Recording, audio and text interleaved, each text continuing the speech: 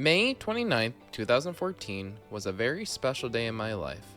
My girlfriend, now wife, drove me to Target to pick up Mario Kart 8 for the oh so popular Wii U. Mario Kart 8 defined the modern kart mechanics, excelled in course creation, and has a soundtrack so recognizable and loved that in Mario Kart 8 Deluxe, an audio mode was added just to listen to the music by itself. Speaking of Mario Kart 8 Deluxe, the game re-released during the first year of the Switch 1, with added features such as new characters and a revamped battle mode. This game is the perfect pack-in title and has continued to sell well after the game's launch, with 67.4 million units being sold worldwide. To say that Mario Kart 8 hasn't shaped the franchise would be like saying, the sky is green, and there's little green aliens coming to take over the world. You know, it's just absolute nonsense. Personally, I love Mario Kart 8 and Deluxe, but I have been waiting patiently for the next installment ever since the Booster Course Pass was added.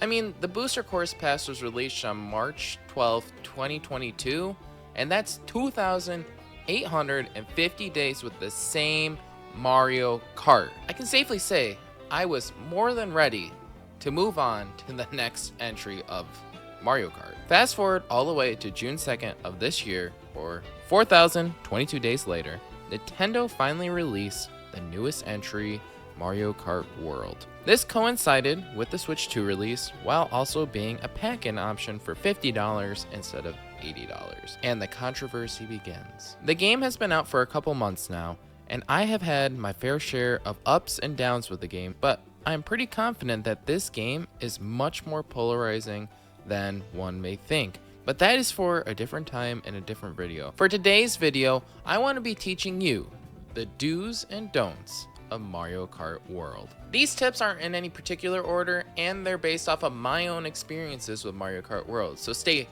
right where you are, right here, right now. You are watching The Average Joe Show. Let's go talk about the do's and don'ts of Mario Kart World. Do number 1, learning all the tricks. Mario Kart World has introduced multiple mechanics that have never been in Mario Kart before. These mechanics are not like gliding or anti-gravity, where they automatically start when you drive through a certain section. To perform these new abilities, you must trigger them yourself and try them out in places where you think it might be able to work. There are only a couple spots in the game where they explicitly prompt you to test out the skill, and if you play free roam, the challenges will require you to be familiar with all the new tricks. Let's go over them. The first new addition is the charge jump, which works similarly to drifting. You basically have to hold down the drift button while not turning. You can see the sparks that will change blue to yellow to purple, just like the drift, and when you release the buttons, you will jump straight up. When you land, you will get the speed boost depending on the color. You will need to use this skill for the next new techniques known as wall grinding or rail grinding. In this game, any wall or rail can be jumped on or rode on. Rails just need to be charge jumped on,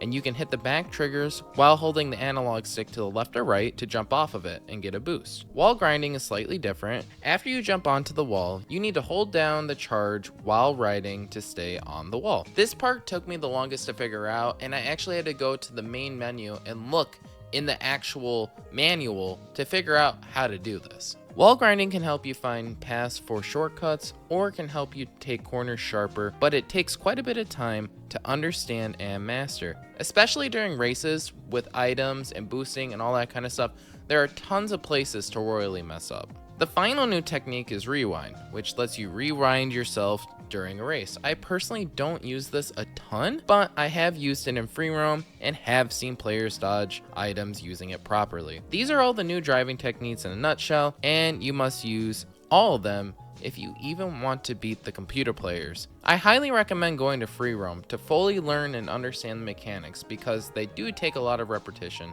to figure out exactly how to use them and where the best places are to do them. Don't number 1, triple starring Grand Prix mode. Every Mario Kart game since Super Mario Kart on the Super Nintendo has had Grand Prix mode, and Mario Kart World is no different. My first goal in every Mario Kart is to grind out every cup and triple star each one. This is my ritual, and it tends to help me learn courses and the new mechanics of the game. You know, I think this is a pretty typical thing to do, So you can imagine my surprise when I realized early on, I just don't like Grand Prix mode. There are several reasons why this mode sucks, but I think the main reason was my own expectation. Prior to this game coming out, I watched the Nintendo Treehouse event, and I clearly remember them saying for the Grand Prix mode, you race on the course, then travel to the next course, then race the next course. Well, I didn't realize the race to the next track was just an intermission plus one lap of the actual course. I understand trying to be different, and I understand change, but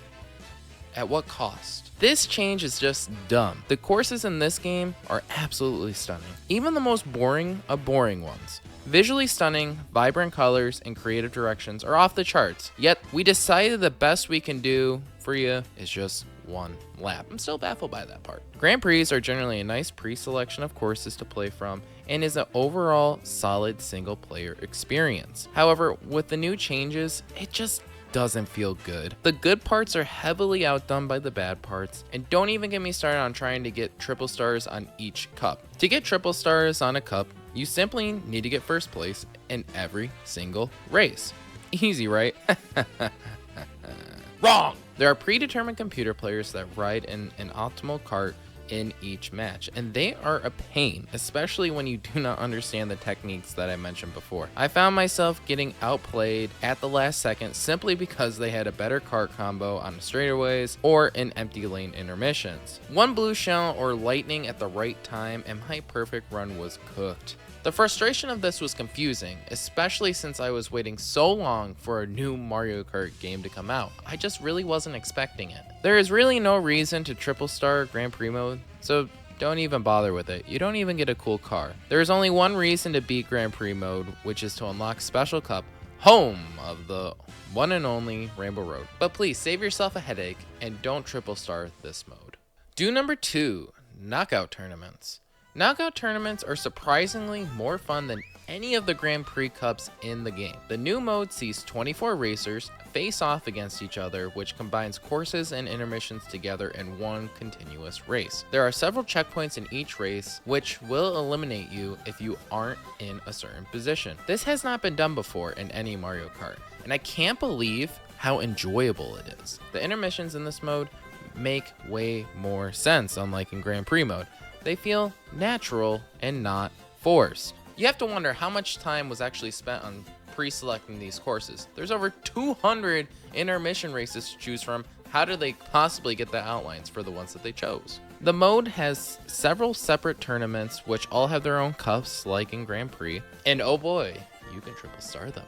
Oh yay. To get triple stars in this mode, you not only must win the tournament outright, but you have to pass each checkpoint in first place as well. Definitely easier said than done, but I've actually found out that I enjoyed this mode way more in doing the triple stars in it, way more than the Grand Prix. I have not tested this mode online yet, but I'm assuming that it's going to be pretty crazy and nail-biting the entire time. It is not every day that a new mode is introduced in Mario Kart, and I hope this one flourishes in the community so we get more of it further down the line. Nintendo, I want more. Good job. Don't number 2, intermissions. Oh, intermissions. Why are you so bad? I'm going to be perfectly blunt with you guys. Intermissions are just not good. Intermissions is the name the community is using to describe the paths between the courses. These paths exist due to the open world concept of the game, which is understandable. They are critical for free roam since they have collectibles and challenges scattered about, and they're the main means of road for knockout tournaments. These game modes would not exist without. However, for standard races, these tracks simply are, let's say everybody, not fun. There are multiple reasons why these things suck. There is a certain emptiness to many of the tracks since there has been an increase in the number of players. The tracks are much wider with lots of open road, and instead of filling it with things to do, there is just, road, asphalt, concrete, the occasional granite formation. Baron von McWasteland should be the title for all the courses.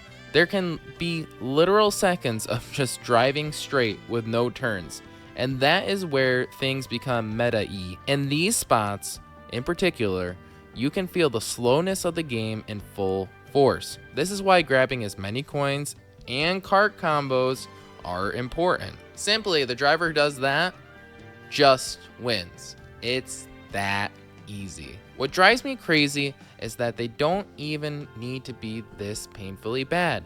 There are plenty of things all around the map that could easily be spawned, like the cars carrying enemies, more boost pads, more scenery. The list is long and easy to compile, Nintendo. Just do it. Add it. Add it in an update. The fact that Nintendo really thought that they needed to add all 200 of these courses into the online random option demonstrates how truly dedicated they are to this open world concept, even if they are clearly wrong. There are only a handful of intermission tracks that are actually fun, so when you're playing online, try not to pick these intermissions if you can. There are courses only lobbies that are held within the community Discord, so there are ways around this update. Look, I completely understand the inclusion of these tracks, and in certain game modes, they are necessary for this game to work. However, I personally do not feel like I need to ever go back and replay these as individual tracks. Do number 3. Listen to the music. That's a Dewey Brothers song. Like I said in the intro, the music of Mario Kart is absolutely legendary. Sax riffs from Dolphin Shoals to the hard rock remake of Mute City, I would just play Mario Kart for a good listen, even if I sucked at racing. But how does Mario Kart World top its predecessor? Well, what if I told you the answer was simply jazz? Many of the tracks in this game are remakes of many familiar Mario tunes, but are arranged in a way that makes me feel like I am back in 11th grade jazz band just vibing. The game does a very good job of making me feel relaxed, almost like I'm listening to a Mario Kart radio as I'm driving through its vast world. When you are in free roam, it's legitimately a radio where it doesn't matter where you are on the map, you get whatever the DJ has in store for you. From light piano tunes to high tempo swing, with the occasional melodies of past songs that we are already familiar with. Hearing the jazziest version of Yoshi's Island is absolutely peak. I know the soundtrack isn't for everyone probably, but I think it helps bring the open world concept to life. In the real world, when you drive around and freely every day, you don't listen to the same tracks every time you're in the car. You most likely hit shuffle and let the music take control of the wheel. That is the feeling I get when playing this, an actual feeling of driving my own car. Well done, Nintendo. Well done. Don't number 3, floating on purpose. So we talked about the new charge jump technique already. And in theory, if you were to say that if I were to use this ability while going off a ramp, wouldn't that make me fly? I would say to you, absolutely. You can launch yourself pretty high by doing this. And what is even more fun is that you can spam the back triggers, making yourselves trick as many times as you possibly can. There is even a sound effect that makes it sound like you're going to get a super boost after this massive stunt. Sadly, even though this is a lot of fun to do, it actually doesn't give you a better boost or is good for your racing in the courses in general. In Mario Kart World, your kart feels way floatier than ever before. This is probably due to the introduction of the newer mechanics, but also because of the more platforming parts in free roam. You can even tell when you transform into a plane or skim across the water. You just have way more hang time than ever before in any Mario Kart game. This is not good for racing since max speed is dictated by tires in the dirt. The way to go the fastest in this game is as follows. Have a good character kart combo, max out your coins, and keep your tires on the ground while boosting or taking shortcuts whenever you can. Spending time in the air slows you down and should only be used for accessing select shortcuts. The boost you get from tricking off the large jump is so minimal that it doesn't even come close to passing the opponents that pass while you are in midair. This took me a while to figure out that the floatiness was actually hurting my races, and it was so fun to do. Why are you punishing the fun stuff, Nintendo? Why?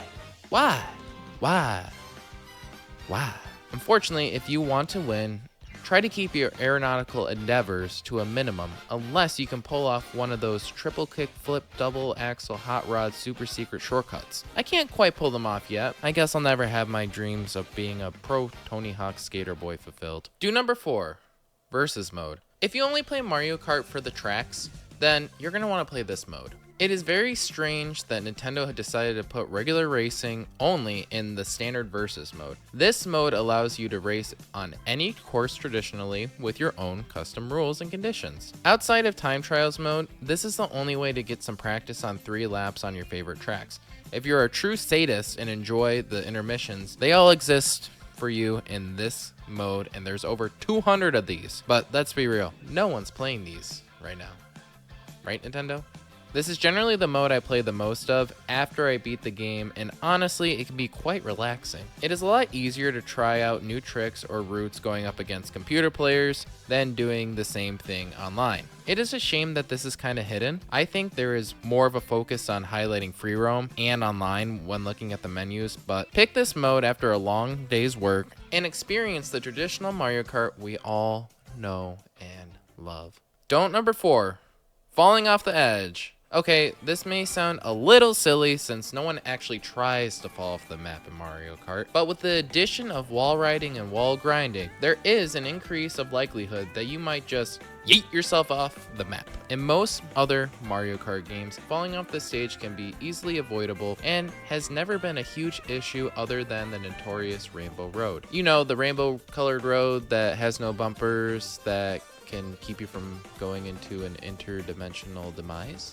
If you fall off the stage in Mario Kart World, you can kiss first place chances goodbye. This mistake is way more devastating for a couple of reasons. The first is the number of players. 24 players is double the amount from the past entries, and just 6 seconds of falling off can lead to getting passed by at least 12 players. If you're online, at least 20. The second reason is item balance right now. Mushrooms or boost items are prioritized if you are in the middle of the pack, causing everyone to be consistently boosting. This means everyone kind of moves in a block at almost all points in the map. And there is not a lot of separation between 3rd place and 20th place. So basically your opponents will catch up with you, and there will be more of them, as well as giving you a high chance of falling to last place. Wall grinding is the double-edged sword of Mario Kart World. Do I fancy a new trick off of a wall and secure a win, or do I potentially fall off the stage and get last? The choice is ultimately up to you, the player, and the risk you are willing to take. So there you have it, guys. Those are my do's and don'ts of Mario Kart World. If you like this video, hit that like button. If you want to see more content like this, hit that subscribe button. You guys have been doing great recently on hitting that button. We are almost to 300 subs, so hit that button, watch the channel grow. As you can tell behind me, I got some work to be doing. We are in officially the new setup, so hoping to have a lot more content coming out for you guys in the near future. And drop a comment down below on your guys' do's and don'ts of Mario Kart World. I'm excited to hear from you guys on the thoughts of this game. It's been a decade, like I said before. Been waiting so patiently for this game to come out, and it's been a lot of fun. So with that all said, thank you guys for watching this video. I'll see you all in the next video. Peace. Say hello. Say hello. Say hello. You want meow? Meow into the mic.